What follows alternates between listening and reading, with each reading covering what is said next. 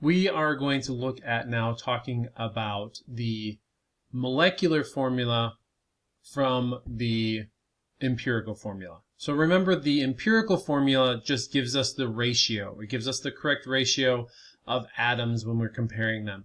But the molecular formula is the actual number of atoms within the compound. And in order to determine the molecular formula for an element, we need both the empirical formula, which we had just talked about in the last section, how to determine that from combustion assays, and we also need the molecular mass, so the total mass of the compound. We'll use both of those things to now determine what the actual formula is for that compound. One of the things that scientists and chemists specifically use to determine the molecular mass is called a mass spectrometer. And we had already discussed the idea of this earlier in the semester. But essentially what is happening here is you put a compound, for example, chlorine compounds in here, we generate a beam of high energy electrons, and those hit the compound that we're putting into the mass spectrometer, and they blow it apart and they create ions. So it's a dissociation or an ionization event when we put in these high energy electrons. And you can see that the chlorine molecule in this instance breaks apart into chlorine ions. And those ions are organized, they're kind of put through these tracks, and there's a vacuum pulled. So we have these elements kind of floating around here. There's a lack of anything in here because of this vacuum. So they will get condensed and put into a beam, a stream. They'll flow through. There's usually an inert gas that's being pumped through here to help to track these down this pathway as well.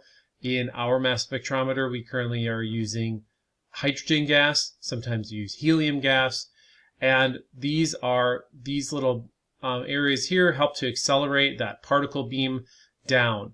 And we talked about there's a magnetic field. So these are ionized, they're positively charged ions, and as they come through this magnetic field, these ions will be drawn towards the negative charge of this magnetic field, and the heavier compounds will be deflected less because of that magnetic field. So the heavier things, remember that truck example versus a bike, the bigger thing's going to be deflected less, and they'll hit this compound, this detector here, and the smaller things will be deflected more. And then this detector will result in, every time we get an event, it's called, every time an atom hits the detector, we get a count. So there's a relative abundance, and so every time that hits, you can see in this example, there is more of this light form of chlorine ions. That is the 35 atomic mass units. Those, right, are going to associate with this 35 detection, and this is called the mass to charge ratio. So the mass, and in this instance, the charge is just a +1. So you basically take the mass and divide it by 1, which is still the mass. So here we have at 35, and we also will get a peak at 37, where that corresponds to this isotope of chlorine, that it's going to be a heavier isotope. And this gives us a relative ratio of how much of the normal compound we get and then the isotope. So there's about, you can estimate this maybe about 40% of the 37 isotope of chlorine versus the 35 isotope. And that is what we use to determine the mass of our compound. And this is just kind of an image. Looking at a mass spectrometer, you have this magnet, and it's kind of like looking at a bird eye view. So this is the side view, this is the bird eye view, and you'll see how that magnet will move around depending on the size of the compound that you're looking at, and then it connects to the computer to give us the detection method. So let's look at some more examples of how we can use this molecular mass from a mass spectrometer and the combustion assay where we determine the empirical formula. So for example, if we're looking at something like glucose, we can get the molecular mass in a mass spectrometer, which will put glucose in the ionization will happen. It'll go through that field and it will hit the detector, and it'll tell us that we get about 180 mass to charge ratio. More complex things happen with bigger molecules. They can tend to fragment and break apart. But for simplicity's sake, we can use that information to identify the molecular mass. So if we get a molecular mass of 180.16 grams per mole, and we determine through combustion that the empirical formula was 1 carbon, 2 hydrogens, and 1 oxygen, we can determine if we add these up, the empirical mass formula, so just adding up 1 atomic mass unit for carbon, 2 for hydrogen because there are 2 of these atoms within that molecule, and 1 for oxygen. If we add this up, we get 30.03 grams per mole. In order to determine the molecular formula, we would then take this empirical formula and the molecular mass. We take the molecular mass, divide it by this empirical formula, and we should get a whole number integer. That would tell us that we had determined the correct empirical formula. If we didn't, then this wouldn't work out. And essentially that just says we need to multiply this empirical formula, all of the elements in there, by 6 to get the appropriate molecular formula.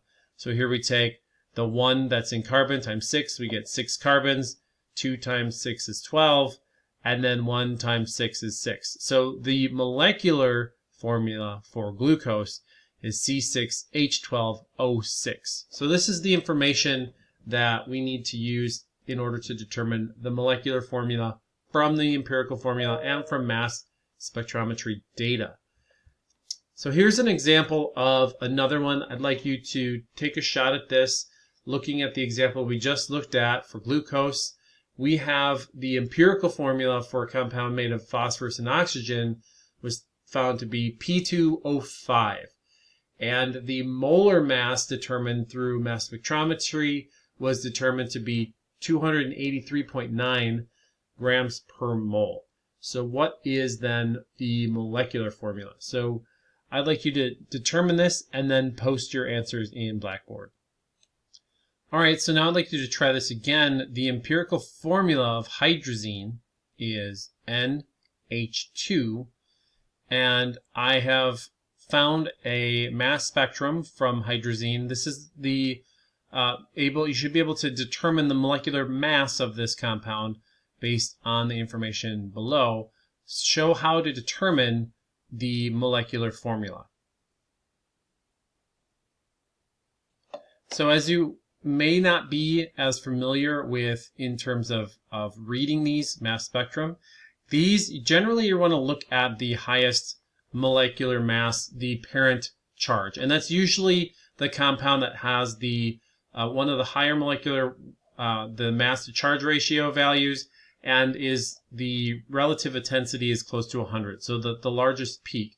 So this is kind of the parent peak of this compound, and usually this is the largest component. So it's going to be in lacking that breakdown product. So sometimes these will break apart and form other things. Actually, in this case, these elements down here, remember this is mass to charge. So if something were to have, for example, a +2 charge, if you take 32 and divide it by 2, so that charge, this is the mass over the charge, and if this is a 2, that's going to give you 16. So that's why that value is smaller. And so that's where these are coming from. It's actually this peak getting another charge to it. So it's a +2. So that's why we have these other groups of peaks here. That's because we get some of the compounds took on extra or lost extra electrons in that ionization stage. This is the parent peak, and we are going to use this to and assume that this is the charge for that peak is going to be 1, and that will mean that the mass is 32, and the mass means 32 grams per mole. So this is the value that we're going to work with in terms of the molecular mass. Molecular mass is 32 grams per mole for hydrazine. Now the empirical formula mass, if this is a 14 plus 2 times 1 for the hydrogen, that will give us 16 grams per mole. And we just take the molecular mass and divide it by the empirical formula mass, and that will give us 2. This is the value of 2, which means that we just basically need to multiply these elements within hydrazine by 2. So N2H4, that should be the molecular formula for hydrazine. So sometimes in my class or lab, I'll run an experiment where we take money and we'll extract any things off of that money. And sometimes it's kind of scary, but there's a lot of weird things on money. One of those things is sometimes illicit drugs. So you can actually take this off and look for residues of those drugs on money. And this is a mass spectrum of cocaine. And so here is on the far right, we have the parent ion, so 303. This M plus, that means that we basically just have one charge, and that's the parent ion. So here we are going to assume that that compound is 303 grams per mole. That is the molecular mass of that. And so this would be, if we wanted to determine that, we could determine if that made sense based off of what we found, if that is in fact going to ID that. We sometimes want to go through the empirical formula and determine it through other combustion means, ideally, but sometimes you only have trace amounts of these things and you can't go through those combustion analyses. So I just wanted to point out, I mentioned on that last slide, a lot of times we'll have the that high element peak. The highest peak will be considered the parent, but here in this instance, this is a lower peak. And it's just the ability of that unit, that group, to take on an ion. Sometimes when we hit these elements with high energy electrons, they blow apart and they break apart into other elements. And that's why we get these all of these other more complex signals on some of these more complex compounds. The next step we're going to do here is to look at balancing chemical equations. And it's really a two-step process. The first is to write the unbalanced equation. So what are the elements that are going to interact with each other? And then determine the products. And after that, we're going to adjust the coefficients. So we're going to talk about this process and how to do that. So let's look at an example of this, looking at hydrochloric acid and zinc. These react to form zinc chloride and hydrogen gas. So first step is to write the unbalanced equation. So you need to identify the products and the reactants. And the reactants are going to start on the left side. That's hydrochloric acid and zinc. They're going to react to form. Remember that that means that we are going to make an arrow, zinc chloride and hydrogen gas. So we'll write that out, and that'll give us zinc. And we want to have that this is starting with a solid compound. That's what the S means, that it's in the solid state.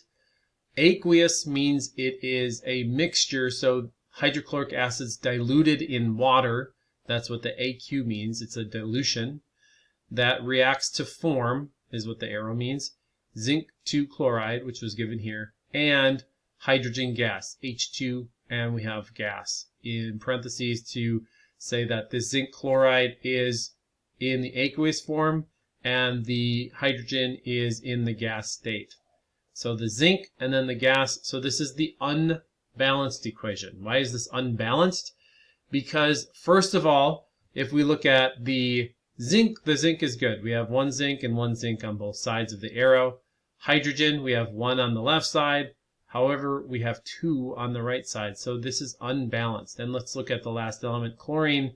We have one on the left, two on the right. So we're going to have to make an adjustment here. We need to make sure that we adjust both sides to make sure that we have balanced numbers of each. And so in order to do that, all we have to do for this example, we have 2 hydrogen and 2 chlorine now on the left side, and we also still have that on the right side. So this is how a simple balancing of the equations works. So a couple of hints when we get into more complex balancing equations.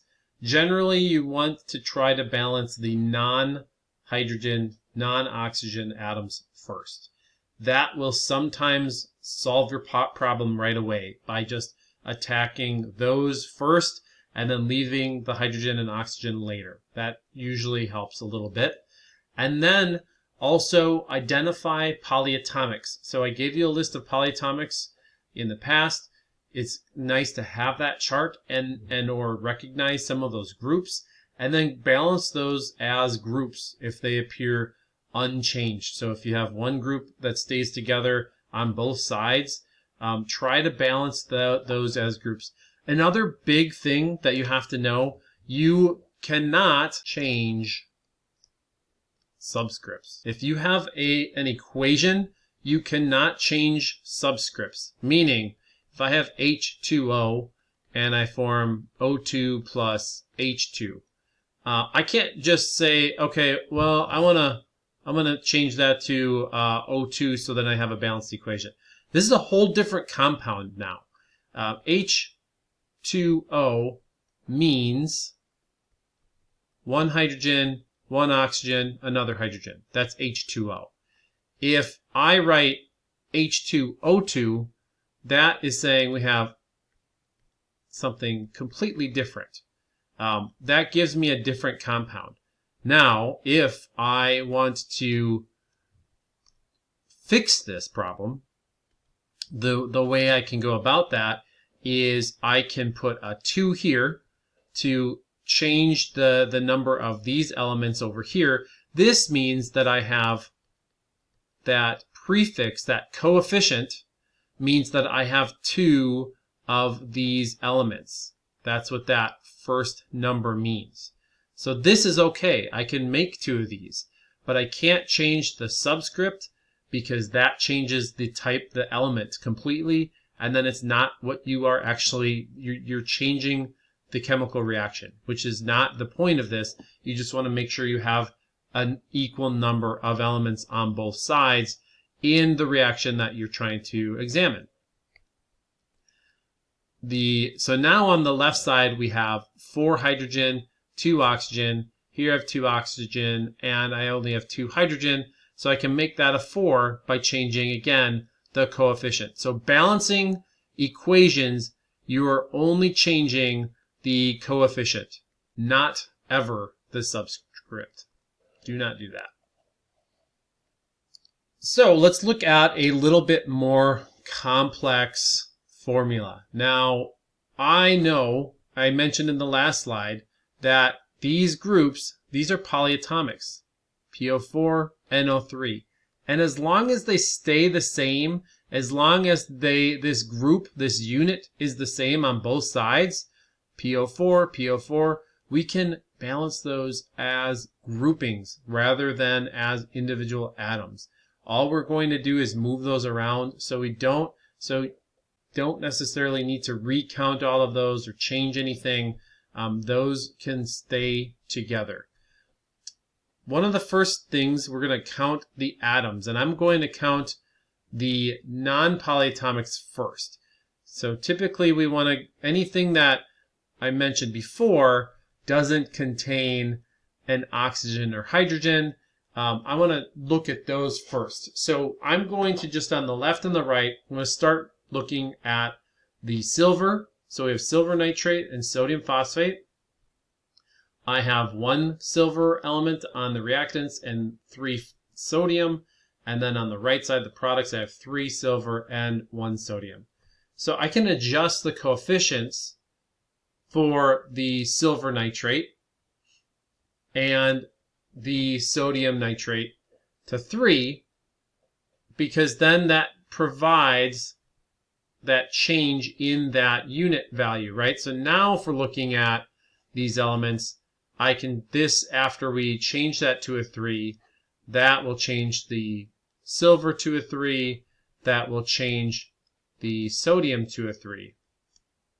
So now I've gotten these figured out, right? These are equal to each other, and the sodiums are now equal to each other. So now let's look at the other compounds, the oxygen-containing compounds, the polyatomics. I have 3 nitrate and 3 nitrate. Check, those are good. 1 phosphate, 1 phosphate. Check, those are good. So the equation is balanced. Now, if I would have tried to balance the nitrates first, the phosphates first, I would have really, we would have not done anything, right? Because we have, initially, there's a 1 nitrate group, 1 nitrate, 1 phosphate, 1 phosphate, and we're good. So that wouldn't have mattered anyway. But typically, it's easier to start with the non-oxygenated or hydrogenated elements.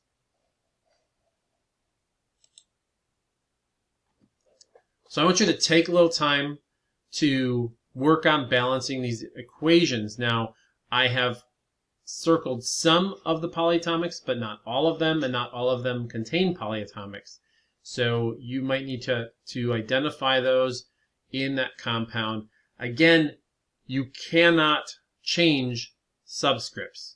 So there are only boxes or underlined areas in here because you can only change the coefficients. You can only change those numbers in front of the formula. You can't change subscripts. So work through this and post your answers in Blackboard.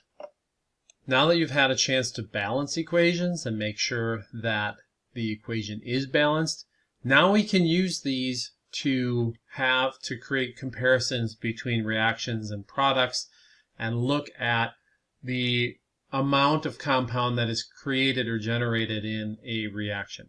So in this example, we want to look at, for a reaction of molecular nitrogen plus molecular hydrogen, we generate ammonia. So we have 1 element of N2, 3 compounds of H2 will generate 2 ammonia compounds.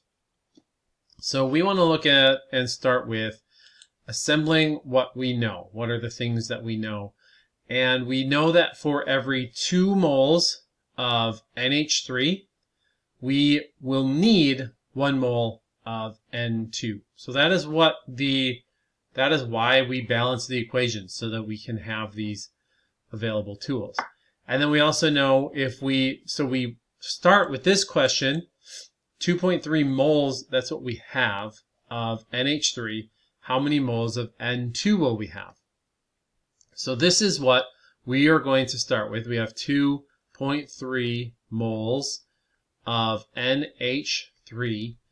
And I have this ratio above, so I can basically use this to cancel out 2 moles of NH3 is equivalent to 1 mole of N2.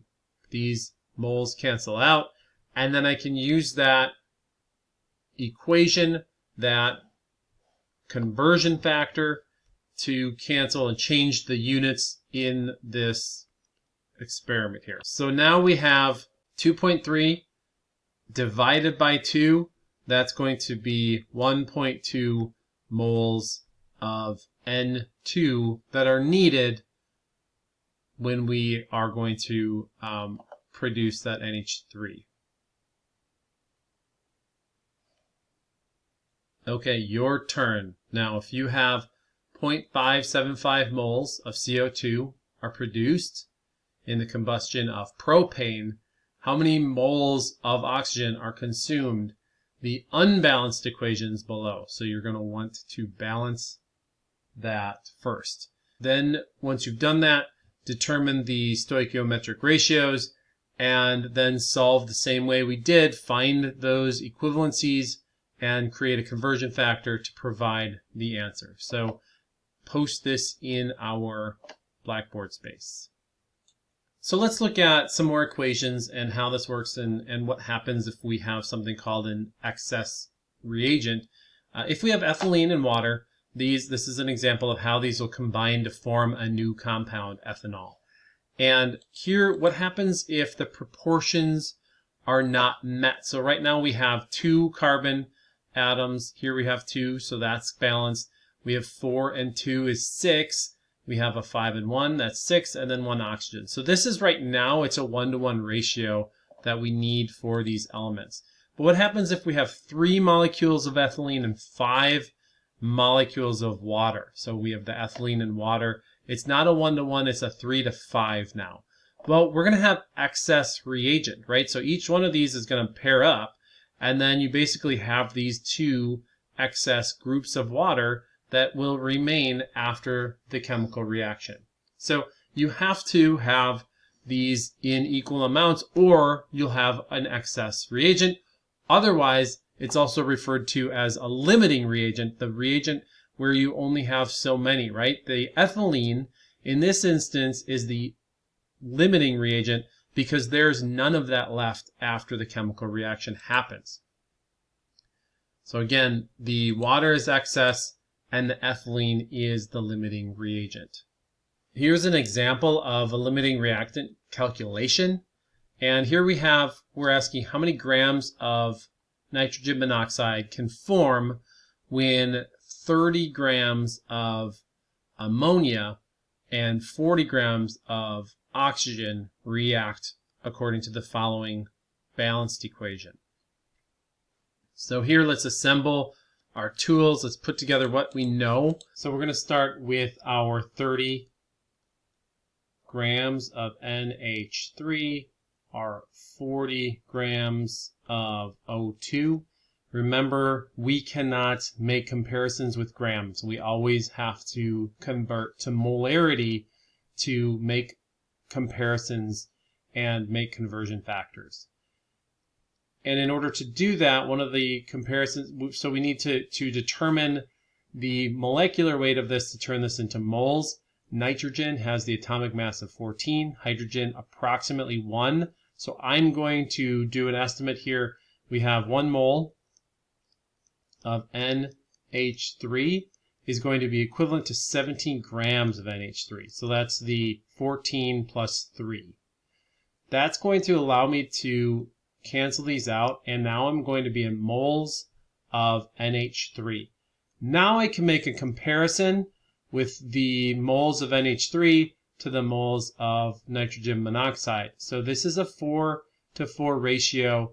So essentially I can say 4 moles of NH3 are, oops, sorry, I did this upside down, right? Because I need to cancel out the correct units. I need to cancel out the moles of NH3 and end up with moles of NO.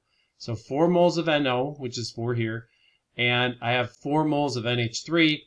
Those units will cancel, and I'm left with moles of nitrogen monoxide. So here we have, once I calculate this, I will get 1.76 moles of nitrogen monoxide from the ammonia. Now we're going to do the oxygen. This is the same idea. We have 1 mole of oxygen. We need to convert this to moles.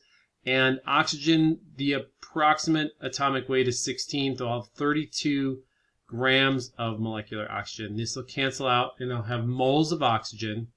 Now I need to look at this ratio between the oxygen and the nitrogen compound that we're looking at. So 4 moles of nitrogen monoxide. Now this number is 5 moles of molecular oxygen. Those units cancel. And now if I multiply that 40, divide by 32 times 4/5, I will have 1.56 moles of nitrogen monoxide. So if I have 40 grams of this, I can make 1.56. If I have 30 grams of this, I can make 1.76. I can't make more of something if I have a limiting reagent. So this is as much as I can make because my oxygen is limiting. Just like that example of the ethylene and the water, there's one compound that is going to dictate how much I can make. And so we have to start from that 1.56 moles of nitrogen monoxide. And that is going to be what we can use to determine how much we can make. So this is 14 is the atomic mass, and then 16, that's 30. So we can have 30 grams of nitrogen monoxide over 1 mole of nitrogen monoxide. I take that 1.56 and then multiply that by 30, and that'll give me approximately 46.8 grams of nitrogen monoxide. So that is how much we can make. If we multiply this up here, if I put 1.76 times 30, that will say I would get 56 or 52.8. That's not correct. I don't have enough oxygen to make that much. So the correct answer is 46.8 grams because of this limiting reagent problem.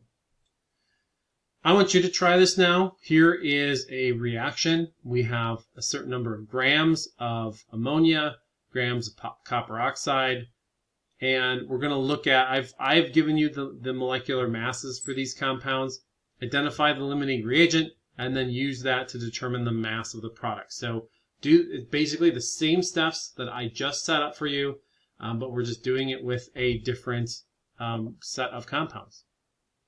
So post your answers in Blackboard and we'll move forward.